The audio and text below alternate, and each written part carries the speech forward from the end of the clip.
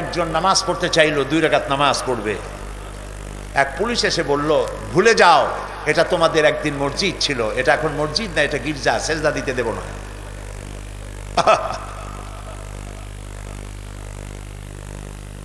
অসংখ্য মূর্তি দিয়ে মসজিদ ভরা, মেহরাবের জায়গাটা এখনো তারা ঘিরে রেখেছে, আরবি লেখা আছে, কোরআনে কারীমের কিছু আয়াত লেখা আছে। 10 ইউরো করে টিকিট, প্রতিদিন অন্তত 8 থেকে 10,000 লোক দেখে, আমাদের মসজিদ দেখে, পয়সা তারা কামাই করে, আর আমাদের নামাজ পড়ারও কোনো সুযোগ নাই। মুসলমানেরা যখন এই দেশ শাসন করতেছিল 800 বছর এদের শাসন করল, শেষ পর্যায়ে গিয়ে মুসলমানেরা আত্মভোলা হয়ে গেল, যা এখন আমরা হইছি।